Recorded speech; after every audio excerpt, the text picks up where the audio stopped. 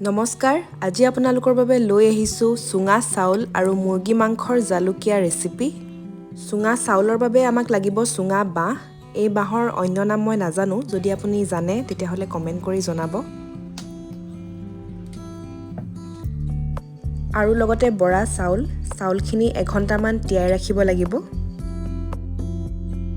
তিয়াই ৰখা চাউলখিনি চুঙাত ভৰাই অকণমান পানী দি কলপাতেৰে চুঙাটোৰ মুখখন বন্ধ কৰি দিম।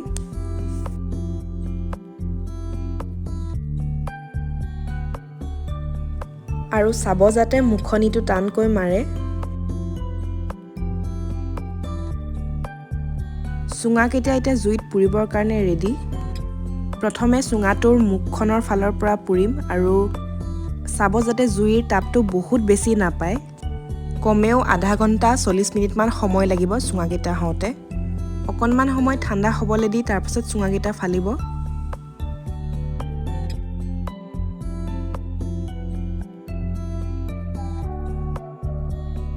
এয়া আমাৰ চুঙা চাউল ৰেডি হৈ গৈছে আৰু আপোনালোকে দেখিবলৈ পাইছে এই বাঁহৰ চুঙাৰ যিটো ছাল সেইটো চাউলখিনিৰ লগত লাগি ধৰিছে আৰু খাবলৈ খুবেই সোৱাদ হয়।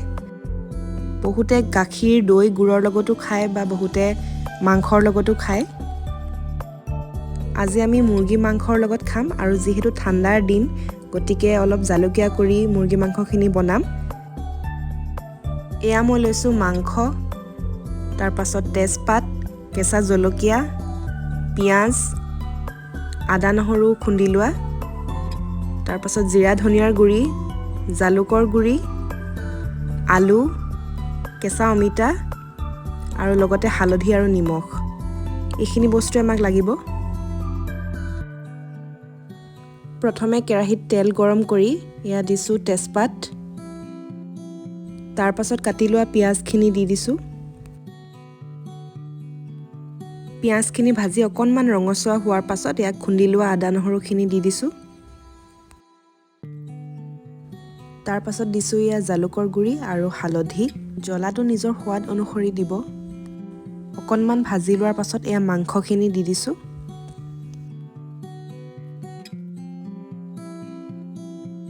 এতিয়া দিছোঁ নিমখ আৰু কেঁচা জলকীয়া। লগতে আলু কেইডোখৰো দি দিলোঁ। আলুখিনি আপোনালোকে ফ্ৰাই কৰি পাছতো এড কৰিব পাৰে। এতিয়া অকণমান সময় ঢাকি দিম সিজিবলৈ। মাংসখিনি ভালদৰে ফ্ৰাই হোৱাৰ পাছত কেঁচা অমিতা কেইডোখৰ দি দিছোঁ আৰু লগতে জিৰা ধনিয়াৰ গুড়ি। অকণমান সময় ভালদৰে মছলাখিনি ভাজিলোঁ আৰু এতিয়া দিছোঁ গৰম পানী আৰু ঢাকি দিম সিজিবলৈ। মাংস আৰু আলু কেইডোখৰ প্ৰায় সিজি যোৱাৰ পাছত এয়া গৰম মছলা অকণমান দি দিছোঁ আৰু 2-3 মিনিটমান সময় এনেদৰে কম জুইত ৰাখি দিম। আৰু শেষত একদম এয়া ফ্ৰেছ ধনিয়া পাত কাটি দিছোঁ। আমাৰ মাংস ৰেডি।